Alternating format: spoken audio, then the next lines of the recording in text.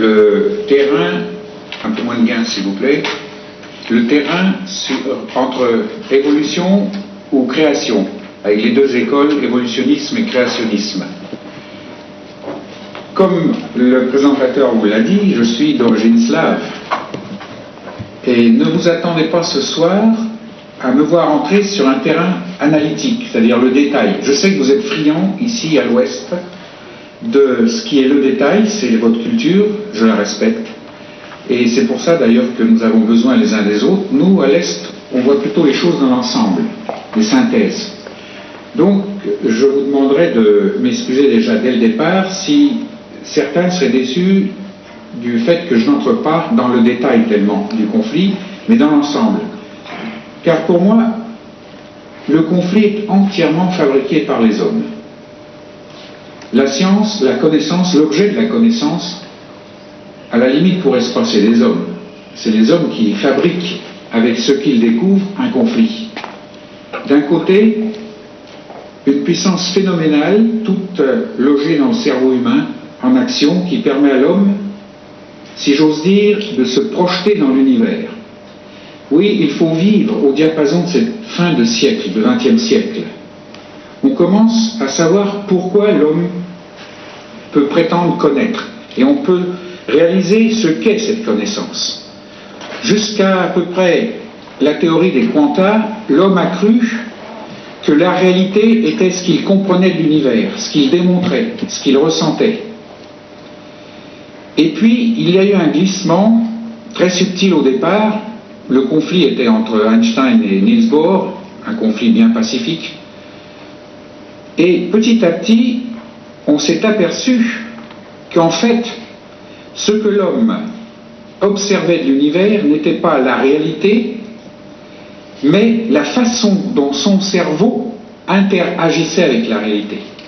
L'homme ressent l'univers, lui-même, etc.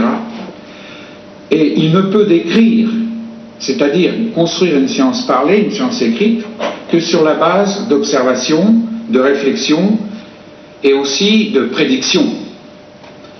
Et cette écriture de l'univers ne décrit pas l'univers en tant que tel, mais décrit la façon dont son cerveau ressent l'univers.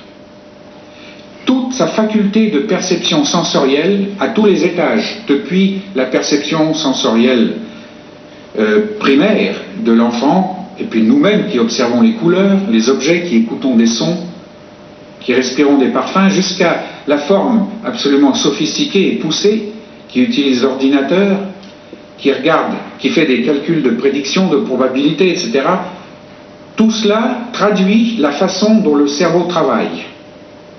C'est grâce à cette immense machine qui contient entre 9 et 15 milliards de neurones, connectés par toutes sortes de canaux, les fentes synaptiques, dans tous ces réseaux de courants ioniques qui circulent, souvent qui se croisent sur des carrefours où il peut y avoir jusqu'à 20 000 entrées et 20 000 sorties, et qui allument des centres qui font que l'homme ressent. Tout cela montre que l'homme perçoit l'univers non pas tellement avec ses machines et ses sens, car ces machines et ses sens transmettent une information à son cerveau, mais avec son cerveau. L'homme voit avec son cerveau, l'homme entend avec son cerveau.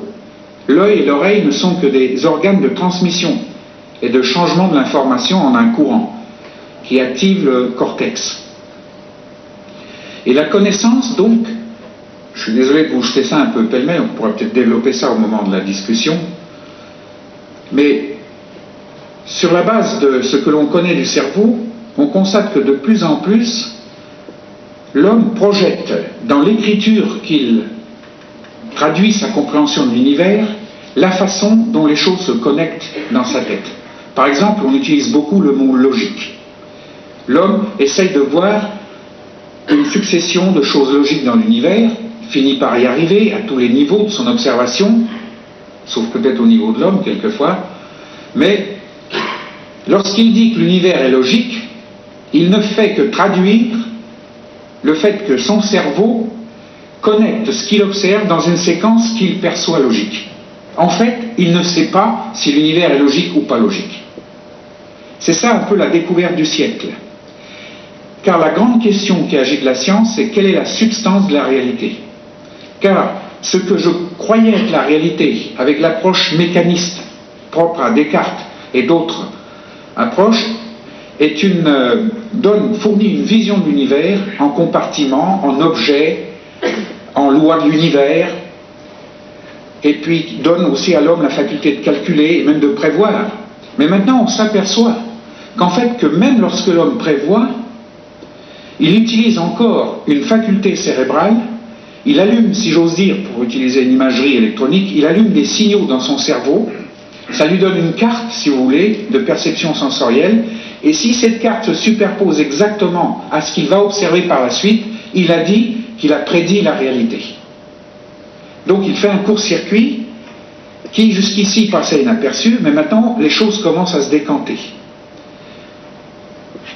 Je ne vais pas insister tellement là-dessus, simplement laisser une image pour traduire ce que je veux dire. C'est toujours la même d'ailleurs pour ceux qui me connaissent. C'est l'image du vent qui souffle. Vous mettez un gosse dans une cour où il y a des arbres, un peu de terre, de la poussière, et puis vous lui dites, est-ce que tu vois le vent? Alors lui, s'il ne fait pas attention, va dire, oui, je vois des feuilles qui bougent, je vois de la poussière soulevée. Et à ce moment-là, on devient plus précis avec lui, on dit, ce n'est pas le vent que tu vois. Ce que tu vois, ce sont les effets du vent. Le vent, tu ne le vois pas directement, mais tu vois les effets du vent sur des aspects visibles. Les feuilles qui bougent, la poussière soulevée, les nuages qui passent dans le ciel. Et à la limite, tu vois, si je te mettais dans un endroit où un sol sans aucune poussière, il n'y a pas un arbre, le ciel est sans nuages, je te fais même une piqûre pour te retirer les sensations de la peau, qui réagit lorsque le vent souffle. Eh bien, le vent pourrait souffler en tempête, tu n'en saurais rien du tout, et tu me dirais, il n'y a pas de vent. Donc tu ne sais qu'il y a du vent que parce que tu le perçois. C'est une image, mais elle traduit ce qui se passe à l'heure actuelle. Si vous voulez, jusqu'à la théorie quantique, on pensait que réalité était ce que je percevais, et on mettait ça en ordre. C'est comme si le gosse disait, le vent, ce sont des feuilles qui bougent. Mais nous, naturellement, on ne dirait plus ça.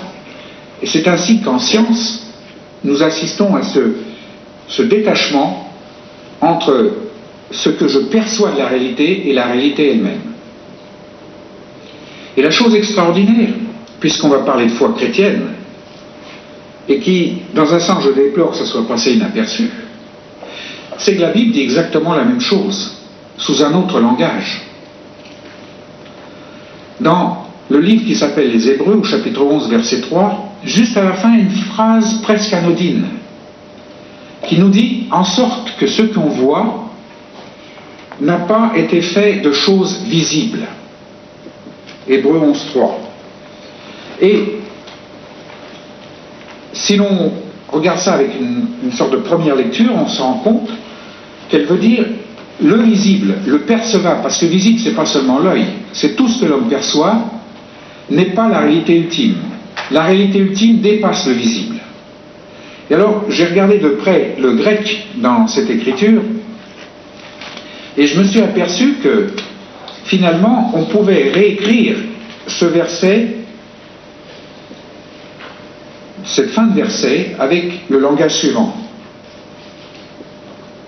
Le verset entier dit ceci, c'est par la foi que nous reconnaissons que le monde a été ajusté, mis en ordre par la parole de Dieu, en sorte que l'univers que nous percevons ne tire pas son existence des phénomènes dont nous observons l'apparence. Nous observons non pas la réalité de l'univers, mais la façon dont il se manifeste à nous. Tout comme le vent, on l'observe par ses manifestations. S'il ne se manifestait pas, on ne pourrait jamais observer le vent. Si la matière, si l'énergie ne se manifestait pas, on ne saurait pas la décrire. Et en fait, la science moderne de cette fin de siècle nous dit le mot matière ne s'adresse à aucune réalité. Le mot matière décrit une sensation que j'éprouve en observant. Électrons, protons, tout cela, on se rend compte que maintenant, notre façon mécaniste de voir les choses nous montrait des petites billes, nous montrait la matière comme des petits grains, et la science moderne nous parle maintenant, ce sont des événements. L'événement qu'on a appelé électron jusqu'ici n'est possible que parce qu'à cet endroit-là, il y a toute l'interaction de l'univers dans sa totalité, qui se traduit d'une façon et d'une seule à cet endroit, et cette somme d'interactions, c'est ce qu'on appelle l'électron. Vous voyez comment le langage change. C'est-à-dire qu'on commence à observer l'univers, non plus comme quelque chose d'isolé, je prends l'électron comme toujours l'image, mais on commence à relier ce qui se passe localement à tout le reste de l'univers. Et la théorie quantique appelle ça des liaisons instantanées, non visibles, qui ne dépendent ni du temps ni de l'espace. Ça, c'est un détail technique.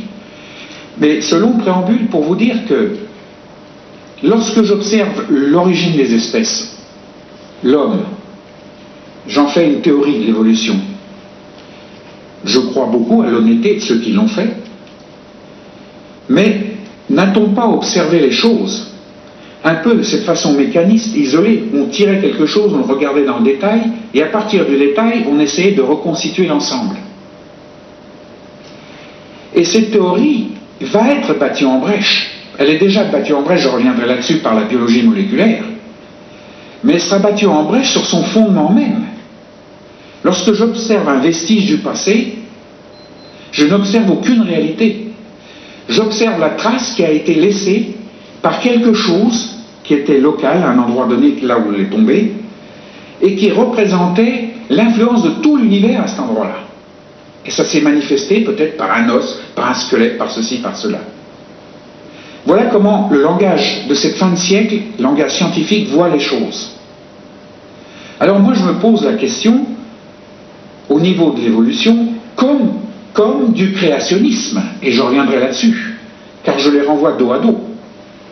Je me pose la question de savoir si finalement on n'a pas été plutôt trompé, non pas tellement par un langage, le langage évolue avec le temps, mais notre façon d'identifier la réalité avec ce que nous observions.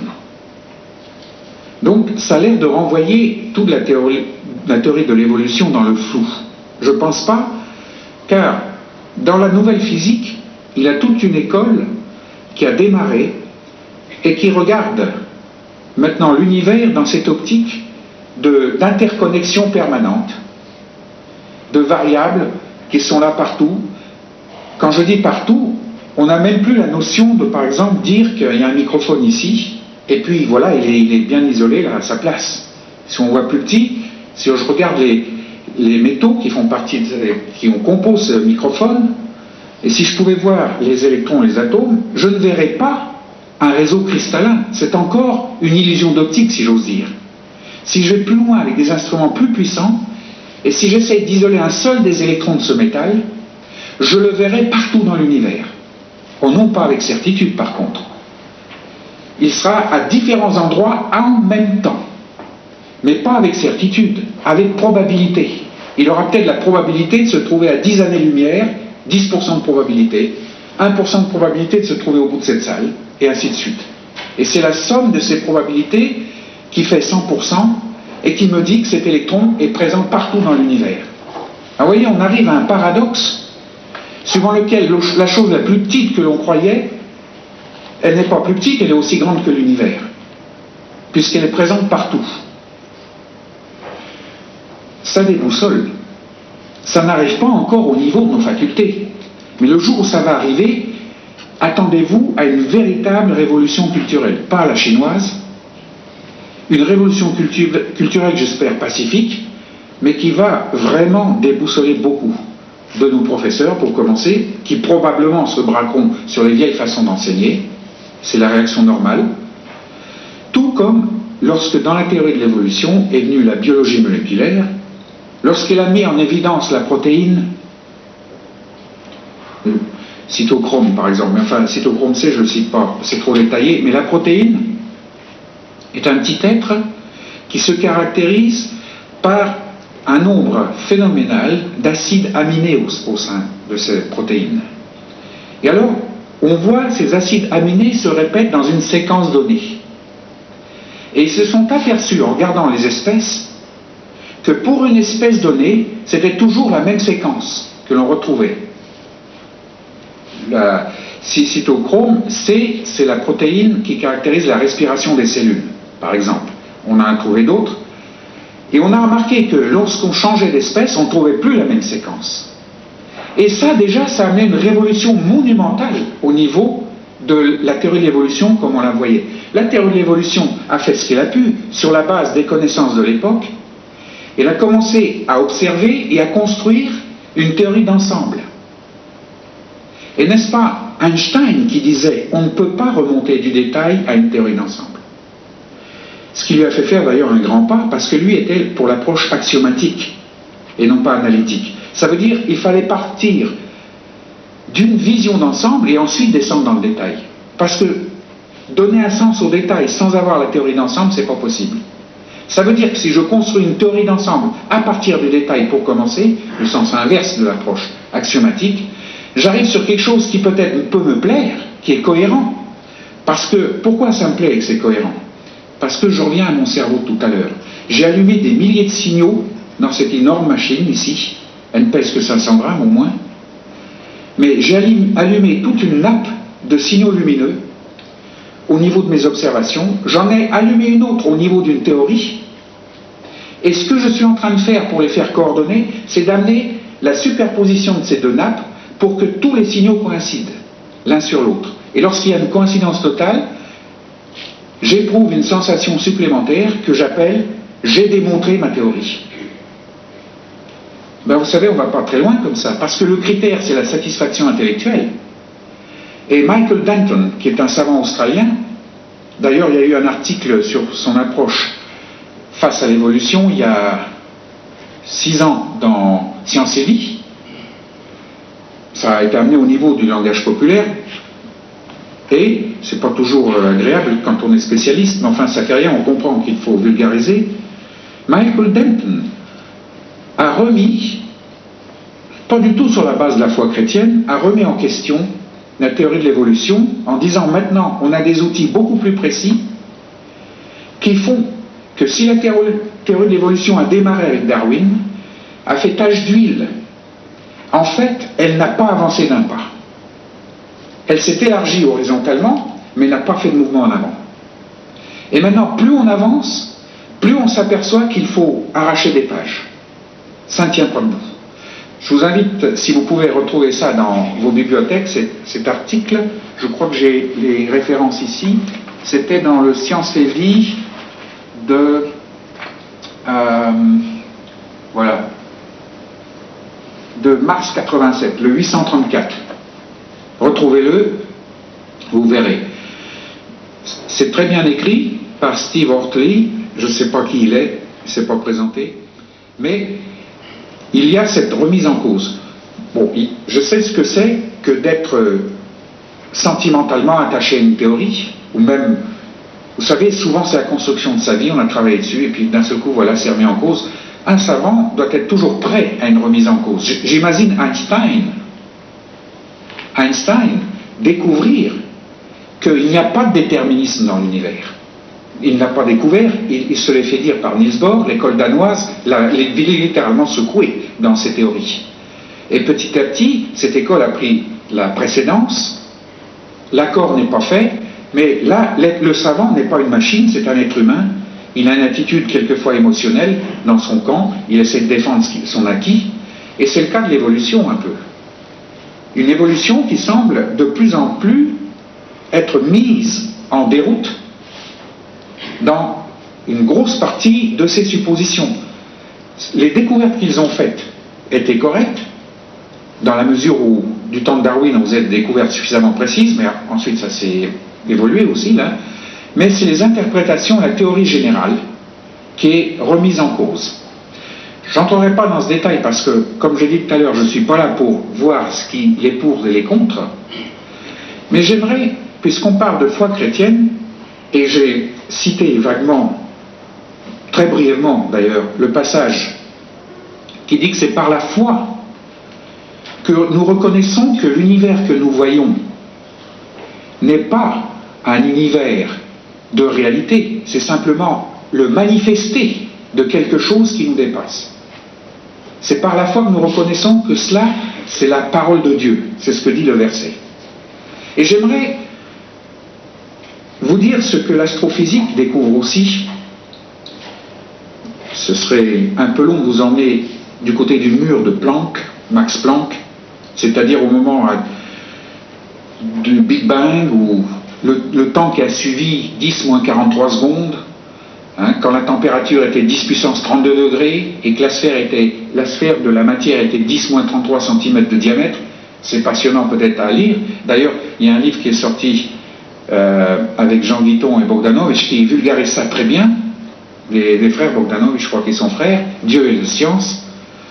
Mais partout en astrophysique, on se rend compte que finalement, le manifesté, celui qu'on observe à travers la théorie de l'évolution ou de l'astrophysique ou de la physique atomique ou d'autres disciplines, cet univers, ce manifesté, n'est qu'un, si vous voulez, comme un petit clapotis sur un immense océan. Et que finalement, il y a une énergie infinie qui tient toute chose. C'est ainsi que nous la nommons, sans pouvoir remonter à cette énergie infinie. Il faudrait qu'on puisse passer au travers du mur de Planck, ce qui est impossible, c'est-à-dire aller plus en arrière que le 10-43 secondes. Et à ce moment-là, on verrait la cohérence. Mais quand je dis je verrai, je suis en pleine contradiction, parce que je ne peux pas voir l'invisible.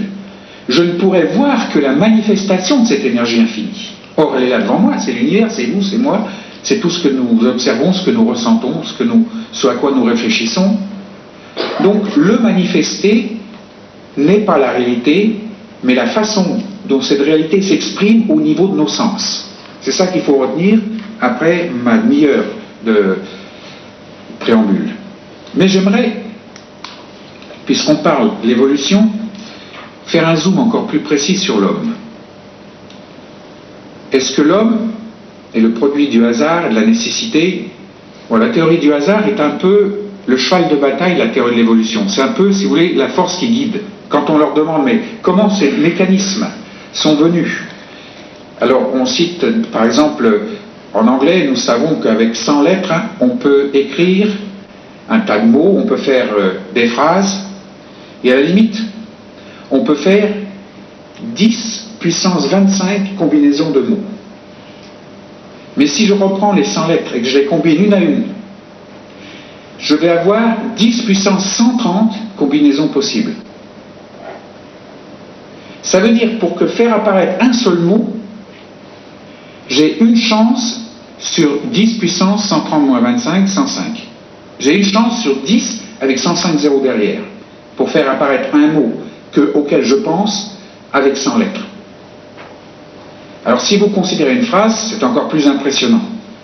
Alors les évolutionnistes disent c'est le hasard. Le hasard, c'est le brouillard qui consiste à cacher notre incapacité d'expliquer quelque chose. Bon. Je ne voudrais pas entrer dans la controverse. On a eu besoin de l'outil hasard, maintenant on a un outil plus précis, c'est la probabilité. C'est pareil, on ne peut pas cerner la position d'un électron. Elle est partout dans l'univers, donc il est probablement ici, là, etc. Mais ce que je veux dire, c'est que le manifester des choses nous apparaît toujours comme à travers un brouillard. Et le conflit au sein même de la science entre biologie moléculaire, par exemple, version biologie moléculaire, et puis la vieille théorie darwinienne avec toutes les écoles qui en sont sorties, c'est une comparaison de brouillard finalement. Et qu'à la limite, si on essaye de comprendre qui est l'homme et de donner un sens, car tout ça, ça rejaillit sur la société. Vous savez, à force de dire que l'homme veut du hasard et du néant pour y retourner, ça vous crée une éthique de civilisation un peu désespérée. Puisque je viens du néant pour y retourner, eh bien je dois jouir au maximum le temps que je passe sur la terre.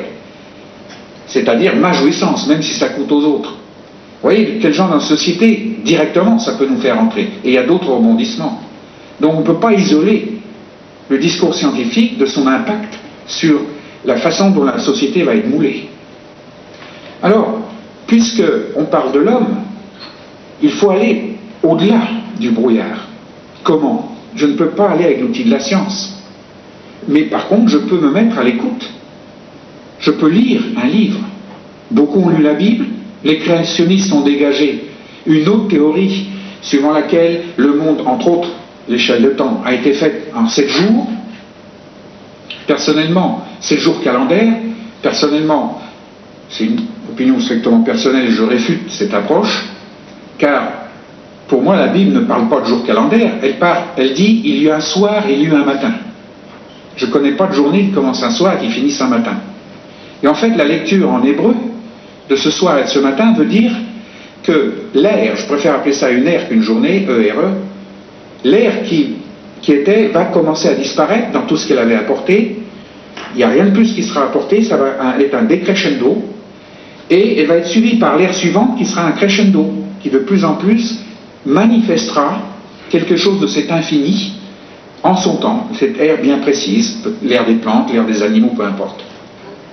Alors, l'hébreu utilise des mots, 2 mots pour décrire cela, et on ne peut pas trouver d'autres mots en français ou en langue occidentale mieux que soir et matin. Le soir, c'est une journée qui disparaît. Le matin, c'est une journée qui n'est pas encore et qui apparaît.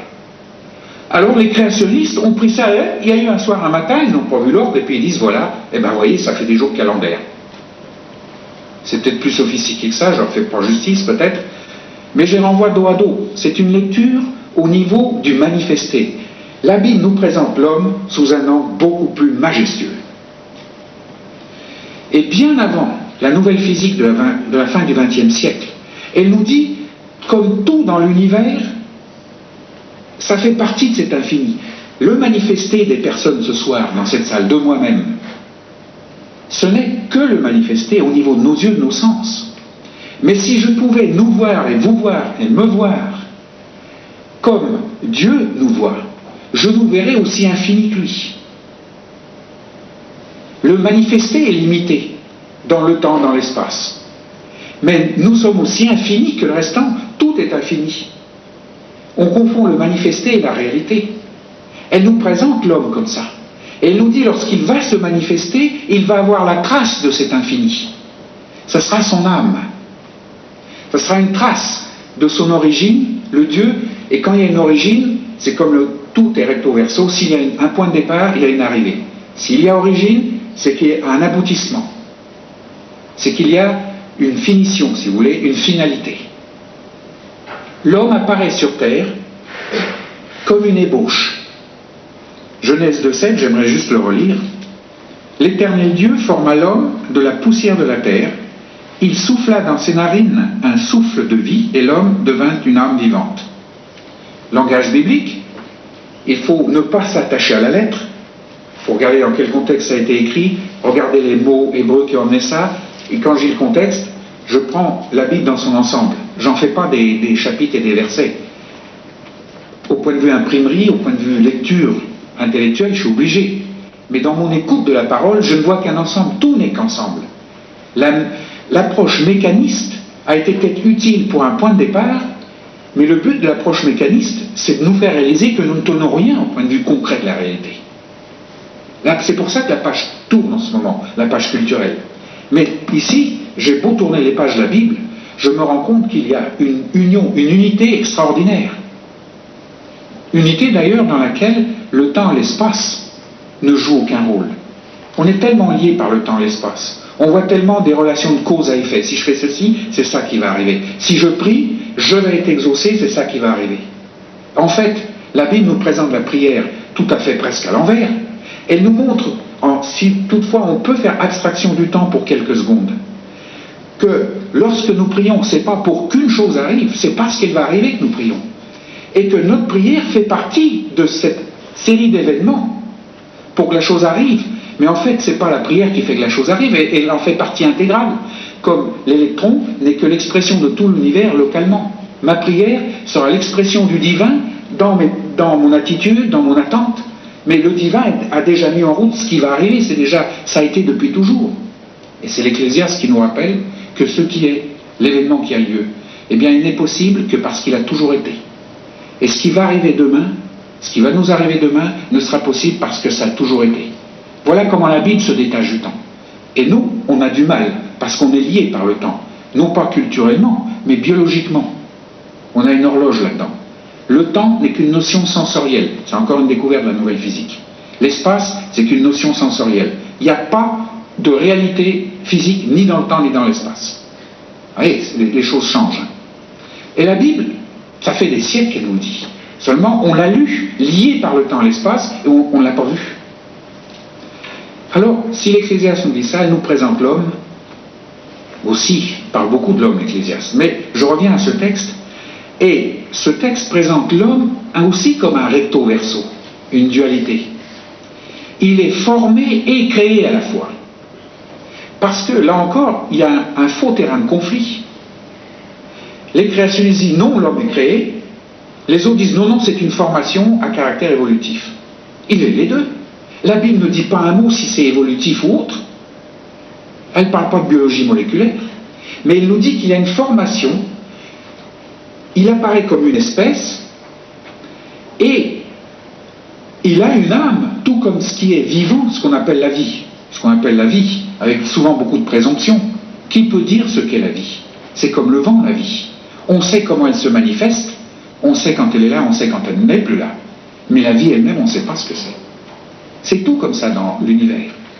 Donc, cette âme qui va manifester la vie, il va se passer quelque chose au niveau de l'homme par rapport aux autres structures. La Bible ne dit pas si l'homme a été évolué, mais elle nous présente un crescendo de structures depuis le départ jusqu'à la structure la plus complexe, l'homme. C'est ça le formé, c'est ce qui est observable, c'est le manifesté de l'homme. Mais l'homme ne se réduit pas à son manifesté. Il n'est pas que génétique, biologie, etc., etc. Il est beaucoup plus. Elle nous le présente comme créé. Mais alors créé, c'est donc l'autre façade, c'est pas un processus créé dans le sens de il nous a créé puis ça y est on est. Créé, ça n'aura de sens qu'à l'aboutissement. C'est-à-dire l'homme est en plein devenir. L'homme est en formation dans le sens de créer, en création, je devrais dire, permanente. Pourvu qu'il y ait un point de départ. Car, on va parler de ce point de départ comme conclusion, il dit, il souffla dans ses narines un souffle de vie. C'est pas la vie biologique, il l'avait déjà. Il était déjà, s'il n'avait pas soufflé dans l'homme, un souffle de vie, au sens de capacité d'être éternel, l'homme ne serait pas plus qu'un animal évolué. Mais parce qu'il souffle, il confère à cet homme une dimension éternelle, si j'ose dire. Bien que l'éternité serait pas, je devrais dire l'éternitude. C'est un mot que j'ai inventé, c'est la capacité d'être éternel. L'éternitude de l'homme ne se réduit pas à simplement une dimension. C'est sa réalité. Il est éternel. Et alors, ce caractère va se manifester dans ce souffle de Dieu qui passe à travers lui, et l'homme saura, en quelque sorte, qu'il a une dimension qui ne s'arrête pas dans la tombe. Il lui mettra, comme dit l'Ecclésiaste, la pensée de l'éternité. Mais ça ne s'arrête pas là. L'homme devient une âme vivante. Une âme, c'est-à-dire que son corps, l'âme, vous ne la voyez pas, vous voyez sa manifestation, mais vous ne la voyez pas. Quand elle s'en va, on ne la voit pas. Ce n'est pas un petit oiseau, l'âme. Alors, cette âme vivante va se manifester par toutes sortes de réactions face au pourquoi de son existence, etc. Mais ce n'est pas encore la fin. On a cru que ça s'est limité là. Et souvent, les créationnistes nous ont présenté l'homme comme étant limité à ça. Les évolutionnistes nous disent qu'il continue à évoluer sur le plan de la matière. Les créationnistes nous disent non, non, il n'est pas évolué, il est créé, et puis voilà, il est comme ça, il est parfait sur la terre quand il apparaît. C'est pareil. Tout est progression. Le sens des choses, c'est à l'aboutissement. L'œuvre ne s'arrête qu'à la fin. Et ce n'est pas, c'est exactement la sagesse juive qui nous interpelle et qui nous dit, si tu vas voir le sens de ce que tu es, ne regarde pas au début, regarde à la fin. C'est ça la démarche de sagesse. Et l'homme apparaît comme un être vivant qui essaye de savoir pourquoi il sait, etc. Mais en fait, c'est parce qu'il n'est qu'un prototype, il n'est qu'une ébauche. Il est appelé à beaucoup plus. Il est appelé, puisque par ses moyens naturels, il ne peut pas entrer dans la réalité. Il ne peut saisir que le manifesté de la réalité. Mais la Bible nous dit que Dieu crée l'homme dans un potentiel extraordinaire pour qu'il entre dans la réalité, même si au niveau de son sensoriel, il n'en sait fichtre rien. Il le saura plus tard, mais je pense aux gens qui sont déficients mentaux, handicapés mentaux, qui ne sauront peut-être jamais rien au niveau du sensoriel. L'homme peut entrer dans une symbiose, une union avec cette éternitude de lui, dès à présent. Entrer, c'est une démarche. Mais il y a un point de départ, et c'est ce que la Bible appelle la naissance d'en haut. Pas la nouvelle naissance. J'insiste là-dessus, nouvelle naissance, c'est pas biblique. C'est la naissance d'en haut. Le grec est très clair là-dessus. L'homme matière, formé, c'est la naissance d'en bas, à partir des éléments les plus fondamentaux de ce que nous connaissons, ce que nous appelons la matière, qui est partie de, comme vous le savez, de 4, ce qu'on a appelé particules fondamentales, le photon, l'électron, le neutrino et le quark. Et ça fait le reste.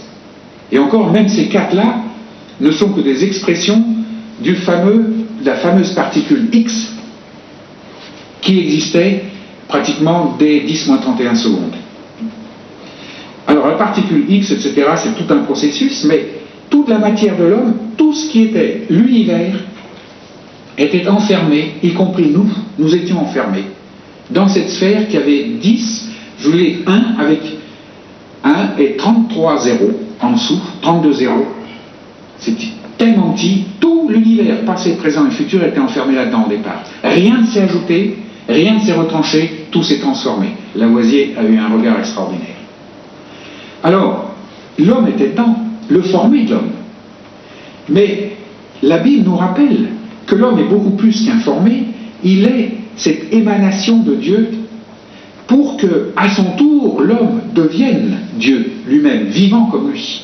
C'est ça le projet ultime du Créateur, qu'on a réduit simplement à un processus de conversion, suivre une religion, et s'attacher à telle communauté. Bien sûr, c'est une manifestation tout cela, mais l'homme est beaucoup plus grand que ça. Notre Jésus, on l'a tellement réduit, notre Dieu aussi. La Bible nous parle en termes peut-être mystérieux, mais très clairs, dans le sens que ça fait une unité totale, ce livre. Nous existions déjà, avant même que cette sphère de 10-32 cm est apparue, nous étions en existence, qu'est-ce que ça veut dire, je mets des guillemets, dans la pensée de Dieu. C'est le psaume 139, je rappelle. Et un jour, nous émergeons, nous nous éveillons, c'est le mot utilisé pour émerger dans notre conscience, et nous constatons que jamais nous n'avons été séparés de Dieu. Peut-être au niveau du conscient, on s'en rend compte quand les choses vont mal, mais la naissance d'en haut, n'est-ce pas le processus, si j'ose dire, l'étincelle, qui va permettre à l'être humain de vivre au niveau d'un manifesté très clair ce à quoi Dieu l'avait destiné pour toujours, c'est-à-dire faire un avec lui. Car tant qu'il ne demeure que âme vivante, il n'est qu'une ombre qui passe. Au niveau, bien qu'il fasse partie de cette infinitude, il en est conscient au niveau, comme dans le New Age par exemple, ils en sont conscients au niveau d'une autre perception sensorielle, mais ils ne sont pas vivants dedans. Nous ne sommes pas vivants dedans dans le sens d'une union. Cette union est possible, dès le départ.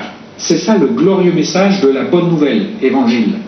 C'est que, non seulement c'est possible, mais c'est possible parce que tout a été fait. La naissance d'en haut, puisque je suis né au niveau de mon formé et des structures inférieures, pour compléter ce que je suis, c'est ça le créer, je nais d'en haut cette fois-ci. C'est-à-dire, c'est une image dans une échelle au bas, c'est pour mieux expliquer, mais je nais au-dedans de moi-même à la réalité divine, je ne peux pas le faire par moi-même, je n'ai que mes sens, je peux me fabriquer une espèce de nouvelle naissance, je peux simuler tout ce qu'il faut, tous les ingrédients de la nouvelle naissance, mais en fait, ça sera que du simulé, ça sera de la singerie, et souvent dans nos milieux religieux, on est saturé de ces simulations. Il faut connaître la naissance d'en haut. Et cette naissance d'en haut, et je termine là-dessus, ce n'est pas une espèce d'envol vers des sphères au niveau d'une méditation profonde, c'est un brisement. Partout, cette parole me rappelle la nature qui nous entoure. Elle commence avec le grain de blé. Elle nous dit, le grain de blé, c'est l'image de ce potentiel phénoménal. Nous sommes ce potentiel Dieu en nous. Extraordinaire. Ça ne suffit pas de se réjouir de savoir ça. Ça ne suffit pas, il faut encore que ce potentiel devienne réalité. Et l'homme ne peut pas, même à travers le New Age, il ne peut pas. Même à travers une religion mondiale unifiée. Ça sera encore un effort sensoriel. Cette fois-ci sur un autre diapason, des émotions plus poussées, la faculté de méditer, etc. Tout ça, c'est des facultés mises, formées dans l'homme, par Dieu. Mais l'homme est appelé à beaucoup plus. Et l'homme est invité à regarder autour de lui ce grain. Parce que l'homme ayant ce potentiel extraordinaire, lorsqu'il regarde le grain, il sait très bien que s'il laisse ce grain sur la table, là, il ne se passera rien. Mais s'il le laisse tomber en terre, à ce moment-là, il se passe non pas une destruction, mais un brisement et une transformation, un réassemblage dans un ordre différent. Un réassemblage dans un ordre différent. Ça a la forme d'une tige, ça sort de terre, et cette tige va porter 20, 30, 40 grammes de blé. Je fais de la farine, là encore je suis obligé de briser le grain, et voilà du pain devant moi. Le pain qui contient beaucoup plus de gluten ou ces choses-là, et qui contient un principe d'énergie exprimé en unité de calories. Si je mets ce pain, comme le grain de blé de tout à l'heure, si je mets ce pain devant moi, et que je regarde, au bout de 100 ans, il sera complètement rassis, et moi je n'aurai toujours pas l'énergie qu'il y avait dans ce pain. Mais si je le fais entrer en moi, et que je relâche l'énergie qu'il contient, à ce moment-là, elle devient moi, et moi je deviens elle. Mais encore faut-il que cette énergie soit relâchée par un brisement. Le brisement mécanique des dents, le brisement chimique au niveau de la digestion, et à ce moment-là seulement l'énergie devient moi et je deviens cette énergie. Partout, brisement. Pour qu'il y ait relâchement de potentiel, il faut un brisement. Voilà le message, le seul, de la croix. C'est beaucoup plus que des péchés effacés. Ça, c'est la conséquence du processus essentiel de la croix qui est au centre de la bonne nouvelle, du brisement. S'il y a eu un jour quelqu'un de crucifié, ça a été possible que parce que ça a toujours été. Je renvoie à l'Ecclésiaste, et d'ailleurs c'est l'apôtre Pierre et même l'apôtre Jean qui dans leurs lettres parleront de l'agneau immolé dès avant la fondation du monde. La réalité de la croix, en tant que manifestée dans l'histoire et dans l'espace, n'est pas la réalité ultime. Ce n'est que le manifesté de quelque chose qui a toujours été. Le brisement, parce que c'est par ce canal-là que nous entrons dans notre finitude, dans notre infinitude. C'est par là que nous sommes transformés pour atteindre la finalité. Nous sommes parachevés.